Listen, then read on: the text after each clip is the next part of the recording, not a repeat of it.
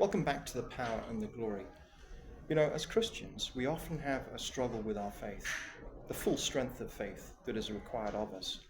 So I'm going to ask today a very relevant question to all of us. Is anything impossible for God?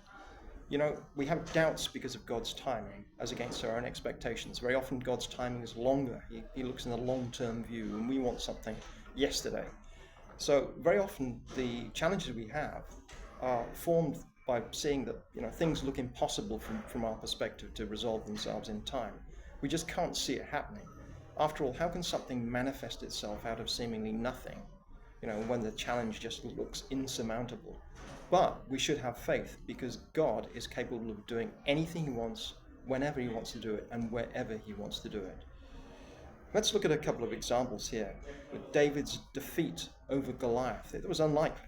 Elijah's victory over the all-powerful Jezebel.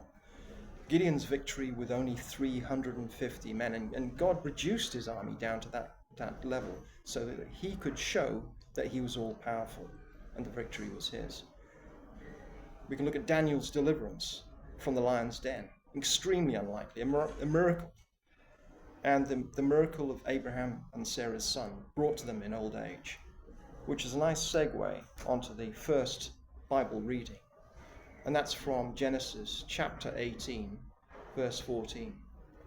Is anything too difficult or too wonderful for the Lord? At the appointed time, when the season for her delivery comes, I'll return to you, and Sarah will have a son. Moving on to Jeremiah, further proof that God is all-powerful and he can do what he wants when he wants to do it. Jeremiah chapter 32, verse 27. Behold, I am the Lord, the God of all flesh. Is there anything too hard for me? Jesus himself says in Luke chapter 18, verse 27, the things that are impossible with people are possible with God.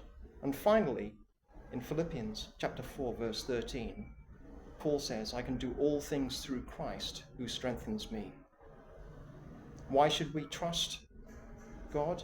Well, because in Numbers chapter 23, verse 19, it is said, God is not a man that he should lie.